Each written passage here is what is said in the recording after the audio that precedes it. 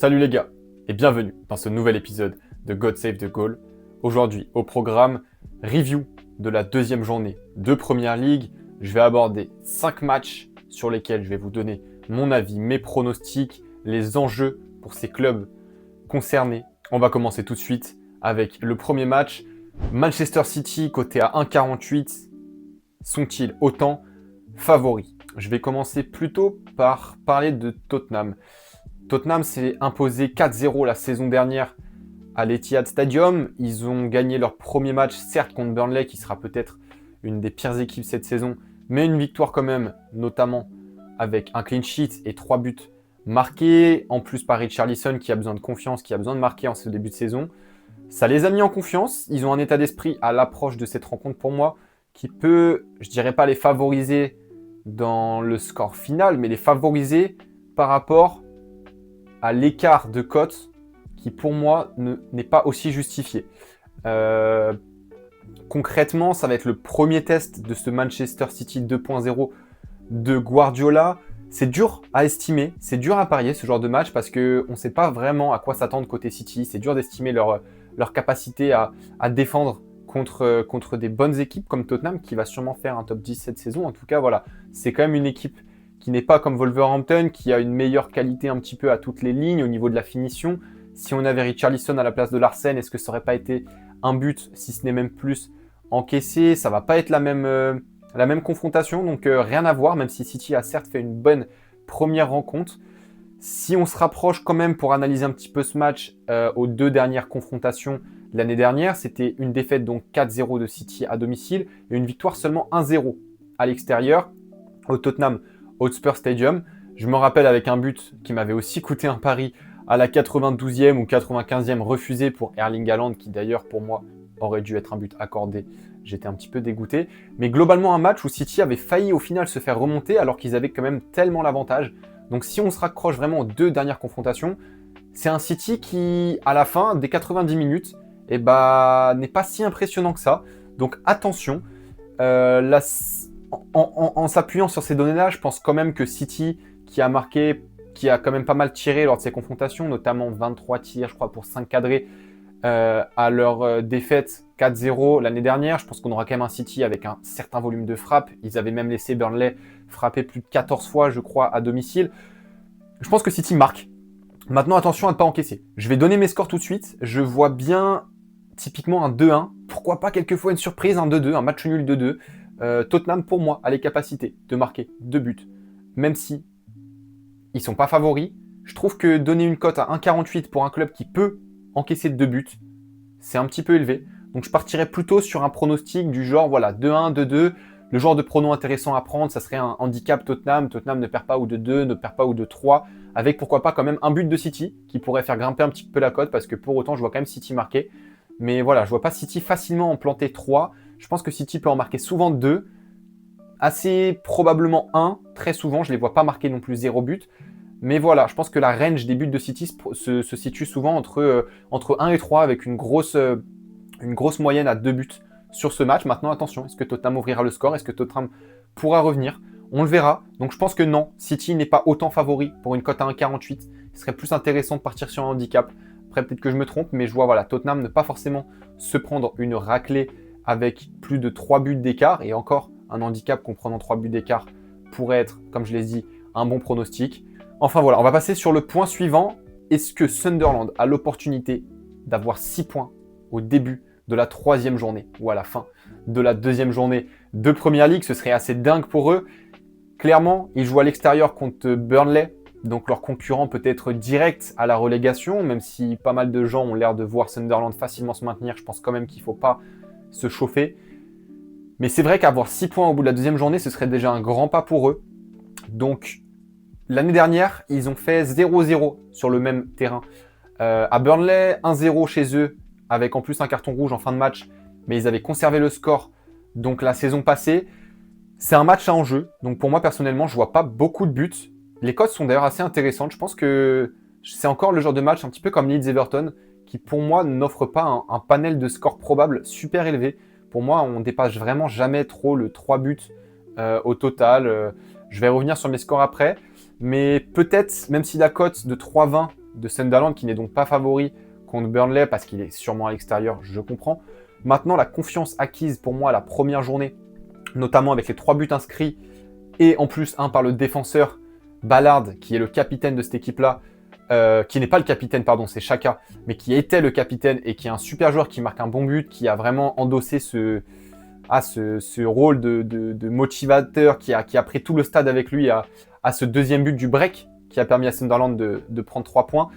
Ça pourrait peut-être leur donner un avantage, voilà, cette confiance collective, un petit avantage aux Black Cats pour moi, malgré la cote. Maintenant, voilà, Burnley, ça reste à domicile, des très bonnes stats la saison dernière, mais léger avantage à Sunderland selon moi malgré tout.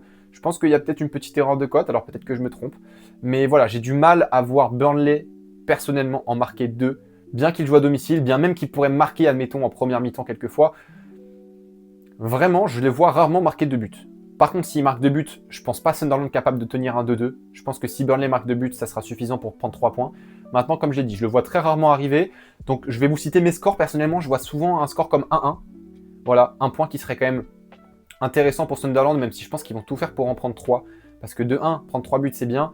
Mais d'enlever en plus des potentiels points à son concurrent direct, c'est encore mieux. Maintenant, en cas de match un petit peu bof de leur part, un petit peu moyen, un match nul, ça serait toujours ça. Donc, pourquoi pas, voilà, 1-1. Je vois pas spécialement non plus de 0-0. Je pense que quand même, il y aura un moment ou un autre, ce match va prendre un petit grain de folie et puis un but sera marqué d'un côté. Donc pourquoi pas, voilà, sinon aussi une victoire 1-0 de Sunderland, qui est mon autre score pour ce match. Léger avantage à Sunderland, même si oui, Burnley peut gagner 1-0 ce match, même quelquefois 2-0, pourquoi pas enfoncer clou en fin de match. Mais je pense justement que cet aspect confiance que je vous ai cité fait que pour moi, Sunderland ne perdrait pas beaucoup ce match, ou en tout cas, voilà, ne perdrait pas avec plus qu'un but d'écart. D'où, voilà, je vous ai cité mes scores. Je pense que jouer un handicap, Sunderland ne perd pas ou perd 2-1, avec par exemple maximum 3 buts dans le match pour prendre la victoire 1-0 ou 2-1 de Burnley, ça peut être très intéressant. Une cote à 1,40 qui comprend de nombreux scénarios. Je ne sais pas encore si je la jouerai personnellement, mais en tout cas, voilà, pour vous donner des idées, des tendances, voilà mon avis sur ce match. On va passer au point suivant. United en mission pour 3 points. Est-ce que United donc va pouvoir prendre ses 3 premiers points de la saison? Je ne vais pas dire confirmer, j'étais parti sur le mot confirmer. Disons, est-ce que United va confirmer leur entrain collectif, leur motivation, leur détermination pour inscrire cette fois-ci des points, même s'ils n'avaient pas inscrit même aucun but contre Arsenal. Un adversaire plus à leur portée de Fulham. La saison dernière, ils s'étaient imposés à l'aller 1-0 chez eux. D'ailleurs, à la première journée de championnat, avec un but de Zirkzee en fin de match. 1-0 aussi au retour sur un hold-up, un but de Martinez. Je m'en rappelle un match où je crois j'avais parié Fulham ou match nul. J'étais un petit peu dégoûté et les statistiques aussi montraient seulement 4 tirs et un seul cadré pour United. Donc ils ont un petit peu quand même de pression contre une équipe de Fulham contre qui ils n'ont jamais vraiment régné. Une cote seulement à 2,20 je crois pour United. Donc ils sont favoris mais pas tant que ça. Ils sont même pas en dessous de 2. J'ai noté qu'ils ont quand même toujours marqué un but lors de leurs 3 derniers matchs contre Fulham. Ils avaient joué aussi en Cup sur un score de 1-1. Un but de Bruno Fernandes, mais une défaite au penalty. Un truc à noter aussi, c'est que Fulham, c'était quand même la saison dernière, en termes d'expected goals encaissés à domicile, la 4e meilleure défense. Donc quand même, Fulham, c'est du sérieux. Fulham, je les ai vus jouer contre Brighton. Défensivement, c'est solide. Ok, Robinson est blessé leur latéral gauche, mais honnêtement, c'est solide. Ils ont un banc capable de clairement tourner un petit peu en défense pour pourquoi pas conserver un score acquis en cours de match. Donc attention, United sera quand même face, et c'est pour ça pour moi que la cote est assez haute, à une équipe de Fulham expérimentée, à une équipe de Fulham solide, qui a en plus accroché un point à la dernière minute contre Brighton à l'extérieur en ayant fait un match plutôt correct, je trouve. Il s'était pris un but sur penalty qui était d'ailleurs pas super mérité. Donc voilà, contre un Fulham en forme, une équipe rodée comme j'ai cité, qui ne se découvre pas beaucoup. Ça ne sera pas la même physionomie pour moi United que contre Arsenal. Donc attention, un match différent, une approche différente. Je pense qu'on peut un peu plus se baser sur les deux confrontations de la saison dernière. Donc je pense que ça va rester compliqué pour Fulham de marquer, encore plus contre une équipe aussi disciplinée que ce United 2.0. Ça va être intéressant de voir comment United va se créer des occasions contre un bloc un petit peu plus bas, un bloc un petit peu plus attentif, un petit peu plus sérieux, je trouve, que contre ce Arsenal un petit peu particulier. Ça va être un petit peu le nouveau match pour United. Leur premier match référence contre une équipe de Première Ligue, contre qui ils vont avoir souvent affaire, cette équipe de milieu de tableau qui sait bien défendre et qui sait profiter de quelques occasions pour accrocher des matchs nuls, voire quelquefois même te surprendre. Donc, je vois personnellement quand même United trouver le chemin des filets, quelquefois encaisser un but. Je ne les vois peut-être pas tenir le clean sheet comme la saison dernière, même s'ils avaient réussi. Je vois souvent un score comme 1-1 ou 2-1 en faveur de United.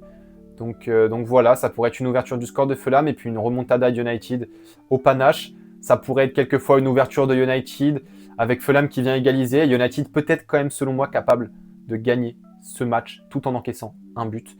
Donc voilà, est-ce que je dirais les deux équipes marquent? Pas forcément, mais maintenant je vois quand même assez souvent United marquer un but ou deux. Plus souvent un seul, mais un but ou deux. Peut-être 50-50. Quelques rares fois ne pas réussir à marquer. Fulham capable de marquer à domicile. Ils ont quelques joueurs sympas. Jiménez, Joshua King qui a fait un match pas trop dégueu contre Brighton. Même les remplaçants, on a Emile Smith-Rowe, Adama Traoré, Iwobi qui a fait un match pas trop dégueu et une saison pas trop mauvaise l'année dernière. Donc je pense qu'à domicile, ça aurait été à l'extérieur, j'aurais peut-être pas dit la même chose. Je pense qu'à domicile, Fulham a des chances de marquer. Donc voilà, mes scores plutôt 1-1 ou 2-1 en faveur de United pour ce match. Un prono un petit peu plus large, pourquoi pas jouer United ou match nul en double chance, ça pourrait se tenter. Vu la cote, avec pourquoi pas moins de X buts pour United, qui ferait encore plus grimper la cote. Voilà, maximum peut-être 3 buts inclus, ou 2 buts même à tenter, pourquoi pas pour United, sur une double chance, victoire ou match nul. On va passer au point suivant. Chelsea, dans un match piège. Chelsea à 1,63, favori contre West Ham à l'extérieur. Une confrontation gagnée la saison passée sur le score de 3-0. Je me rappelle d'un doublé de Jackson avec un but de Palmer inscrit plutôt rapidement dans le match, ensuite en contrôle. Attention, ce ne sera pas pareil. Chelsea, ils ont été testés pendant ce premier match à domicile, dans lequel ils n'ont pas su marquer contre Crystal Palace. J'ai noté que West Ham va savoir plus quand même comment défendre. Ils vont avoir quelques informations pour tenir et pour peut-être tenir en échec cette équipe de Chelsea. Peut-être une mi-temps, peut-être même 60 minutes.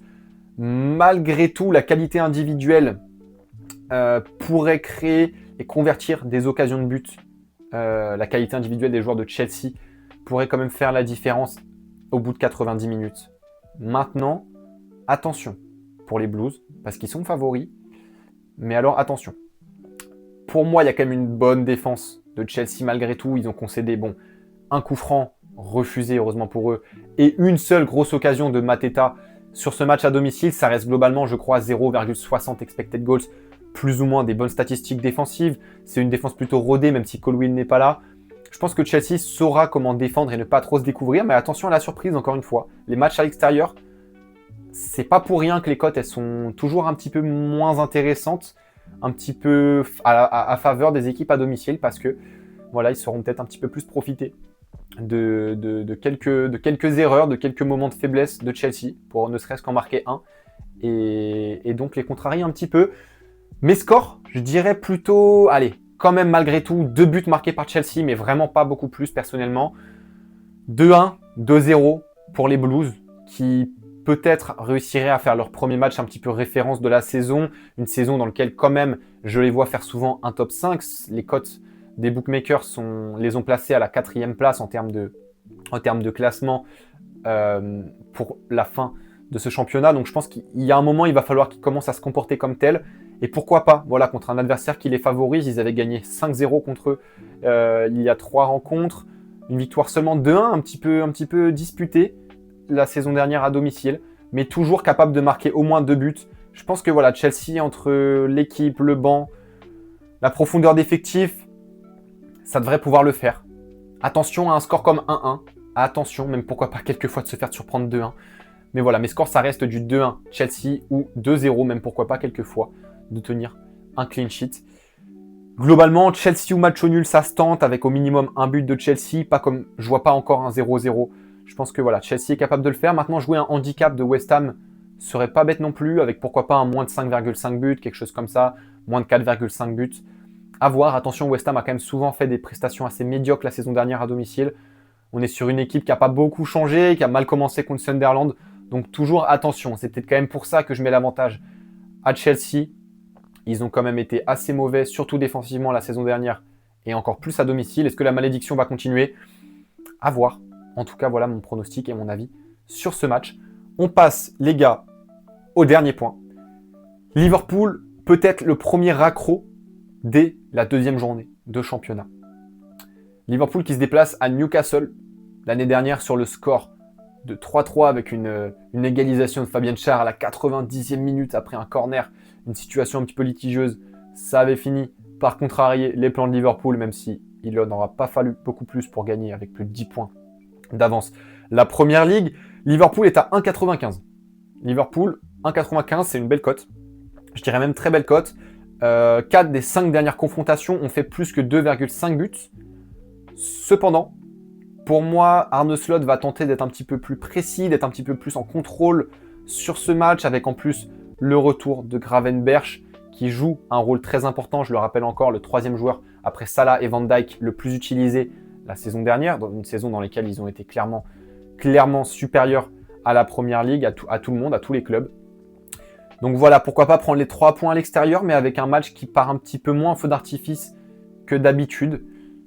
Souvent du mal en cup, attention, c'est un petit peu Newcastle est un petit peu la bête noire d'Arsenal, un petit peu la bête noire quelquefois de Liverpool, notamment une victoire 2-1 en EFL Cup la saison dernière. Donc voilà, maintenant c'est pas non plus le meilleur Newcastle, même s'ils ont été pas mauvais du tout contre Villa.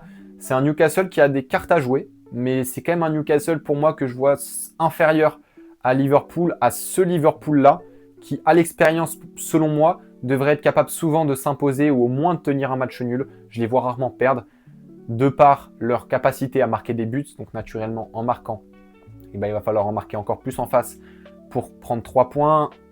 De plus, Newcastle ne connaît pas sa meilleure période avec toutes les galères un peu de Isaac. Ils ne savent pas encore qu'est-ce qu'ils vont recruter au niveau de 9. Du coup, c'est Gordon qui dépanne en attendant. Et Elanga prend encore un petit peu ses repères. C'est pas fameux, même si voilà, il y a clairement des bonnes choses. Il y a une bonne énergie, il y a une bonne vibe qui circule dans cette équipe. Même si justement, je pensais pas trop. Au final, contre Aston Villa, ils ont été quand même assez intéressants en prenant un match nul malheureusement sans marquer, mais c'est eux qui ont été les plus dangereux. Donc, je pense quand même que voilà, avec Gravenberch et à l'expérience, Liverpool est favori. Mais malgré tout, on voit aussi dans les confrontations précédentes que les premières mi-temps ont été toujours assez difficiles pour Liverpool en termes de tirs cadrés, de grosses occasions. Donc je vois quand même une première mi-temps qui peut être intéressante à miser quelques fois dessus, avec pas forcément beaucoup de buts, surtout en début de saison, où Liverpool va tenter certes de mettre la pression et de sortir les crocs, mais tout en restant dans le contrôle. Donc peut-être 10 premières minutes folles quelquefois, mais globalement, je ne vois pas la première mi-temps partir sur un score comme 2-1, comme on peut voir quelquefois plus en fin de saison, avec un petit peu plus d'automatisme et de relâchement.